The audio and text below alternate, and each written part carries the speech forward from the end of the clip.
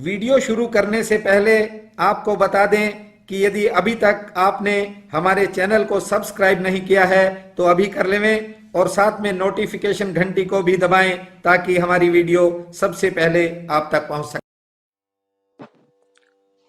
बंधुओं, संसार में हर आदमी सफलता चाहता है, तरक्की चाहता है, आगे बढ़ना चाहता है, लेकिन कमी कहाँ है कि हर काम के अंदर अपने आप को उलझा लेता है।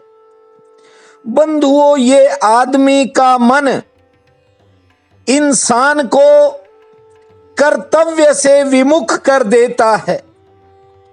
ये बार बार आदमी को बहकाता है और आदमी के जरूरी कामों में ये बाधा डालता है और जो काम चलते भी हैं उन कामों की गति को जो रोकता है वह आदमी का मन ही है।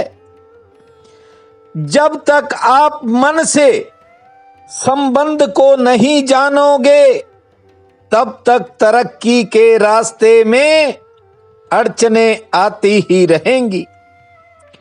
निज धर्म कहता है, मनोयोग से किया गया प्रत्येक काम सफलता प्राप्त करता है। जब अपना मन ही किसी काम में, किसी उद्देश्य में नहीं लगेगा तो आप कैसे सफल हो सकते हैं। बंधुओं, खुद पर नियंत्रण रखना ये सर्वोत्तम गुण है। ये ना तो मैं कह रहा हूं, ना ही ये निज धर्म कहता है। निज धर्म और मेरे साथ साथ सारी दुनिया के धर्म, संत महात्मा और अध्यात्म भी एक ही बात को कहते हैं कि अपने आप पर काबू रखना सीखो। पूर्ण आत्म संयम सबसे बड़ी सफलता है।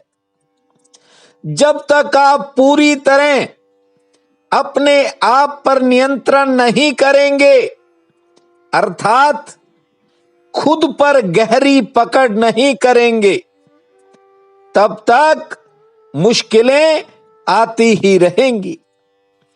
बंधुओं, यदि आप में आत्म नियंत्रण है तो याद रखना, आप निरंतर निश्चय ही लगातार तरक्की करते चले जाओगे।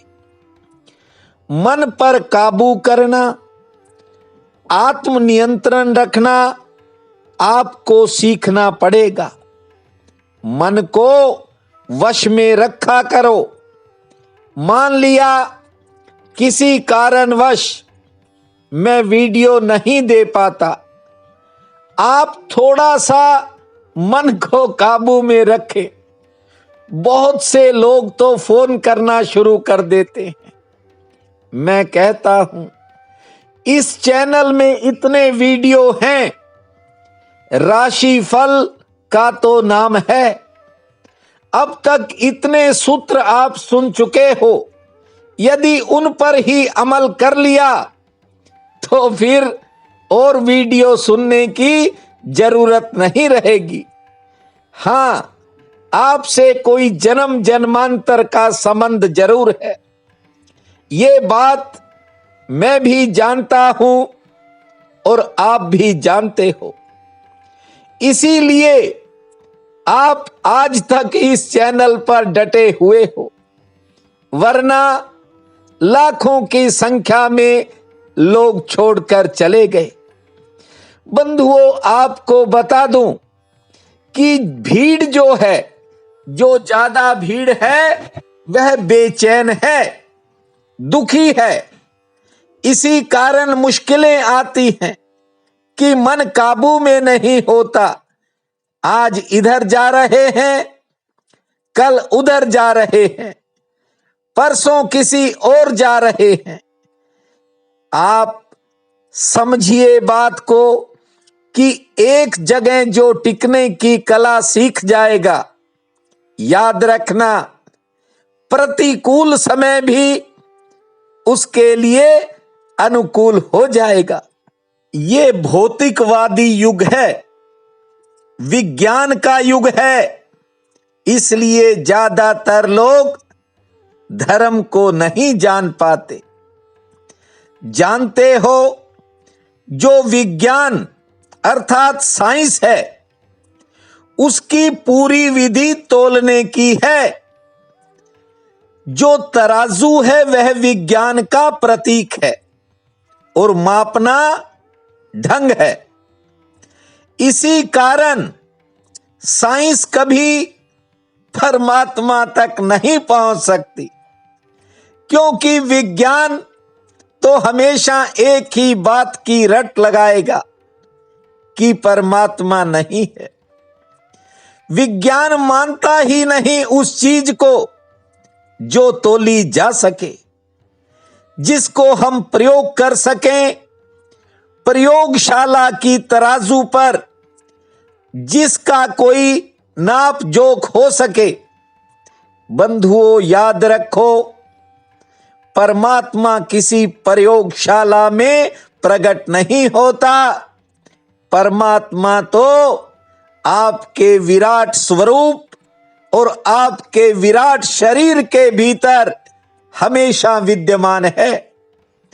आप भले ही थक जाते हो, दिन भर काम करते हो, सबके अपने अपने अलग अलग काम हैं, और सब लोग जब रात को बिस्तर पर जाते हैं तो सो जाते हैं।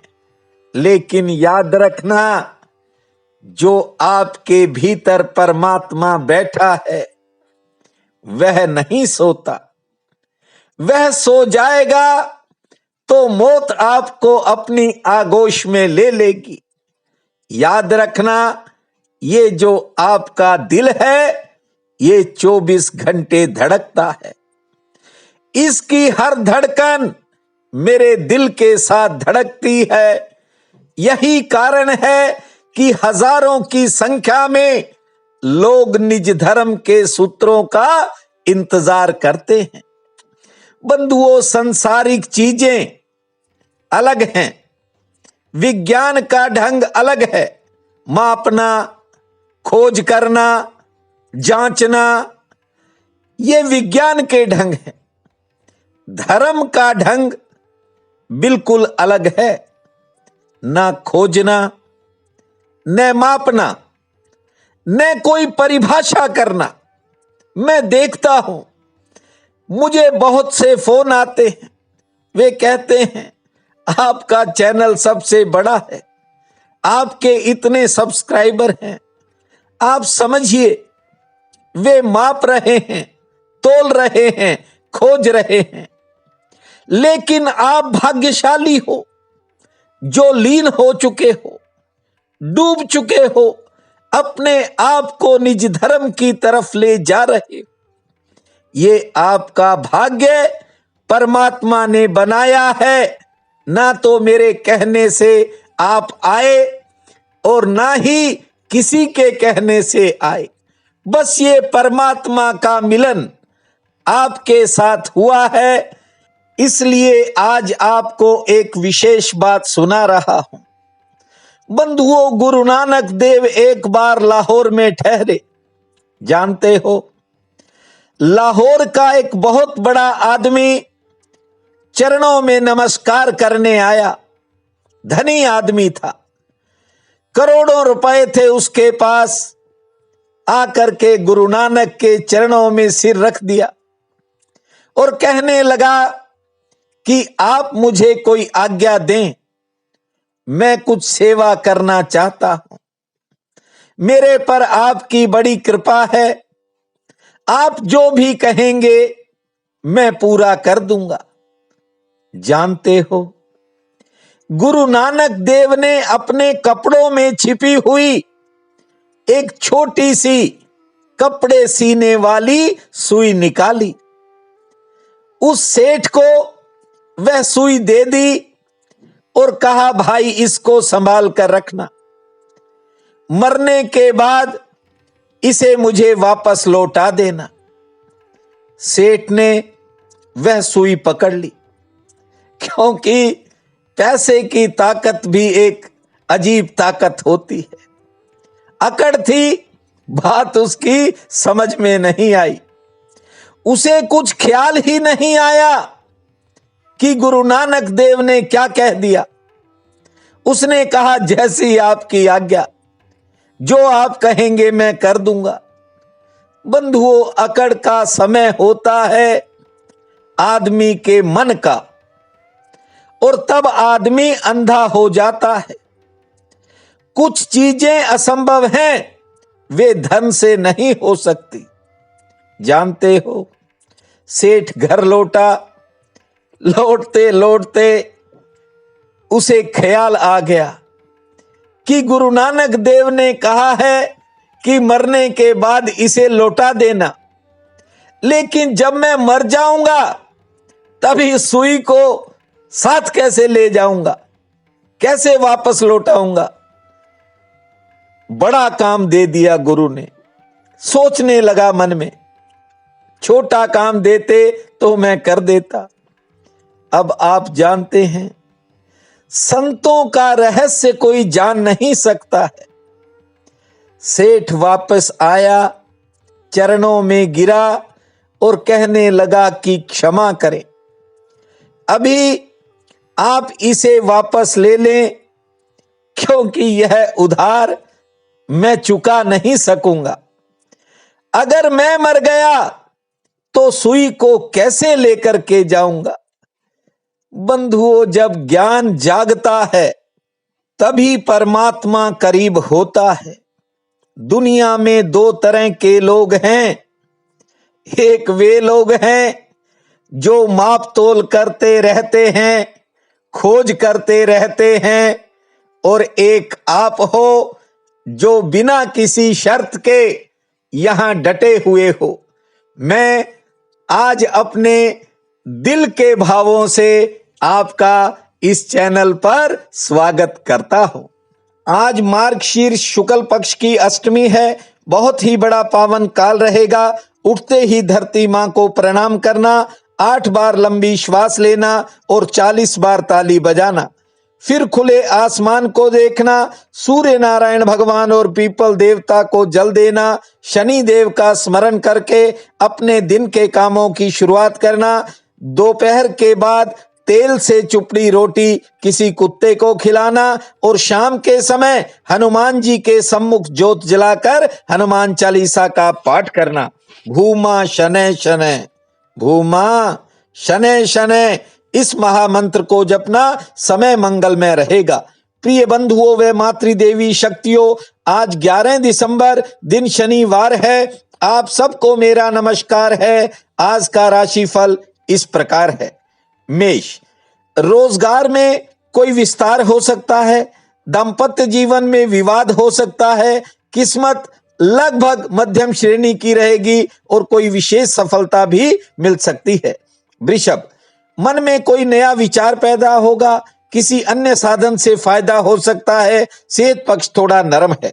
मिथुन, दूसरों के काम में समय लग सकता है। कार्य क्षेत्र में मन थोड़ा कम लगेगा। दोपहर बाद समय बदलेगा, किसी लाभ की संभावना है। कर्क, किसी समाचार के मिलने से मन में कुछ प्रवाह तेज होंगे, विचार बदलेंगे। कारोबारी सितारे मध्यम श्रेणी के हैं।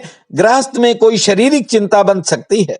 सिंह, आज अचानक किसी लाभ की संभावना है। मन थोड़े समय के लिए उदास रह सकता है। सेहत ठीक रहेगी। अचानक कोई यात्रा भी हो सकती है। मन में चल रहे विचारों के कारण काम में मन नहीं लगेगा। आज सेहत पक्ष थोड़ा नरम है। नए लोगों से मुलाकात होगी। वृश्चिक, आज किसी काम में कोई मुश्किल आ सकती है। सामाजिक प्रतिष्ठा में बढ़ोतरी का योग है। सेहत व आर्थिक पक्ष ठीक रहेगा। धनु, कारोबार की चिंता मन को परेशान कर सकती है। किसी कार्यक्रम में शामिल होंगे, घरेलू मोर्चे पर कोई खर्च बढ़ सकता है, नया संबंध बनेगा। मकर, कामकाज के लिए दिन सामान्य है, किसी विशेष कार्य हेतु प्रतीक्षा करनी पड़ सकती है, सेहत लगभग ठीक रहेगी, संतान से सुख प्राप्त होगा। कुंभ, आज अन्य जनों के काम आपके काम को प्रभावित कर सकते हैं, सचेत रहें, सेहत लगभग ठीक रहेगी, कोई अचानक फायदा मिल सकता है। मीन, किसी बिगड़े काम में सुधार होगा, नया संपर्क बनेगा, कार्य क्षेत्र में उत्साह रहेगा, कोई पारिवारिक चिंता मन को घेर सकती है। आज का ये दिन आप सबके लिए अति शुभ फलदायी हो, यही मेरी कामना है। आप सबका बहुत बहुत धन्यवाद।